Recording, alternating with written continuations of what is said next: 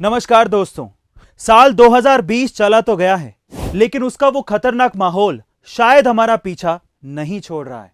मैं ऐसा इसीलिए कह रहा हूं क्योंकि दक्षिण अफ्रीका में कोरोना वायरस के एक नए वेरिएंट ने एक बार फिर से लोगों के बीच में डर का माहौल पैदा कर दिया है। कोविड के इस नए स्ट्रेन को ओमिक्रॉन नाम दिया गया है। एक तरफ जहां काफी तेजी से फैलने वाले इस वेरिएंट को WHO यानी कि वर्ल्ड हेल्थ ऑर्गेनाइजेशन खतरनाक बता रहा है, वहीं दूसरी तरफ शेयर बाजार और कामकाज भी इससे बुरी तरह से प्रभावित हो गए हैं। और अब दुनिया के तमाम देश इसके संक्रमण से बचने को लेकर सतर्क हो गए हैं। क्या है ये नया वेरिएंट?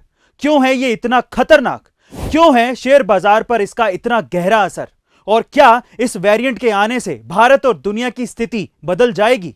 जानेंगे मेरे यानी कि अरविंद अरोड़ा के साथ डीप एनालिसिस विद A2 में। तो चलिए सबसे पहले बात कर लेते हैं इस वेरिएंट के बारे में। इसका औपचारिक नाम B11529 है।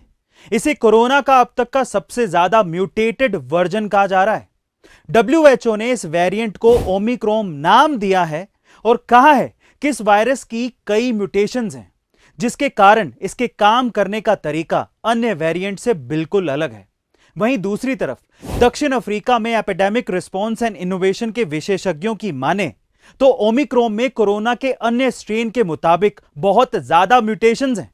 इस वेरिएंट में अब तक 50 म्यूटेशंस का पता लगाया जा चुका है और इसमें स्पाइक प्रोटीन के 30 से ज्यादा म्यूटेशंस मिले हैं और इसी से वायरस हमारे शरीर की कोशिकाओं में प्रवेश करता है। यही नहीं, वैक्सीन के जरिए भी इसी स्पाइक प्रोटीन को निशाना बनाया जाता है और इसीलिए यह डेल्टा वेरिएंट की तुलना में 7 गुना ज्यादा खतरनाक माना जा रहा है, क्योंकि ओमिक्रॉन के रिसेप्टर बाइंडिंग डोमेन में 10 तरह के म्यूटेशंस पाए गए हैं, जबकि डेल्टा में इस तरह के सिर्फ 2 ही म्यूटेशंस पाए गए थे।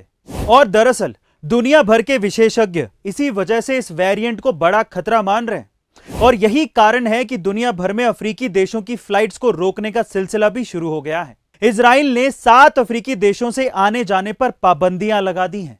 इजराइल सरकार ने दक्षिण Africa, Lesotho, Botswana, Zimbabwe, Mozambique, Namibia और एस्वातिनी जैसे देशों को रेड लिस्ट में डाल दिया है। वहीं यूके ने 6 अफ्रीकी देशों से आवाजाही पर रोक लगा दी है। इसके बाद अमेरिका ने भी अफ्रीकी देशों से आने वाली फ्लाइट्स को रद्द कर दिया है। यहां तक कि भारत सरकार ने भी इन देशों की सभी फ्लाइट्स पर रोक लगा दी है और इसी आवाजाही का रुक जाना ही असली वजह बनी कि शेयर मार्केट बुरी तरीके से नीचे गिर गए।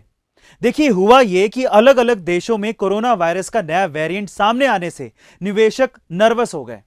इसकी शुरुआत दक्षिण अफ्रीका से ही हुई। सबसे पहले इस देश ने नए वेरिएंट के 25 मामलों की जानकारी दी। देखते ही देखते बोत्सवाना और हांगकांग में भी यह नया वेरिएंट फैल गया और बाजार बंद होते होते इजराइल और जर्मनी में भी इस वेरिएंट के नए मामले मिलने लगे, जिसके बाद अमेरिका, यूके और भारत जैसे देशों के बाजारों में मंदी आ गई और कामकाज बुरी तरीके से प्रभावित होने लगा, जिसका निवेशकों को भारी नुकसान हुआ। दरअसल कोरोना का यह नया वेरिएंट अब तक 17 देशों में दस्तक दे चुका है। अब हम इंडिया की बात करें तो पिछले कुछ दिनों से देश में कोरोना वायरस के मामले 10,000 से नीचे बने हुए थे, लेकिन अब वो धीरे धीरे बढ़ने लगे।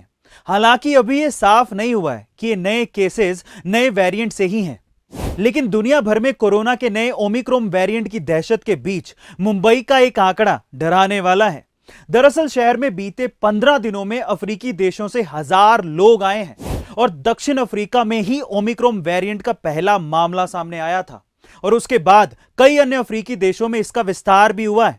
ऐसे में मुंबई में करीब 1000 यात्रियों का दक्षिण अफ्रीका से आना चिंताएं बढ़ाने वाला है। वहीं हाल ही में अफ्रीकन देश बोत्सवाना से आई एक महिला भी मध्य प्रदेश के जबलपुर में आकर कहीं गुम हो गई और इस महिला का गुम हो जाना भी देश के लिए परेशानी का सबब बना हुआ है। अब वैसे तो भारत ने कोरोना महामारी पर वैक्सीनेशन प्रोग्राम की वजह से काफी हद तक काबू पाने की कोशिश की है, लेकिन इस नए वेरिएंट से सरकार की चिंताएं फिर से और ज्यादा बढ़ गई हैं, खासकर विदेशों से आने वाले यात्रियों की वजह से।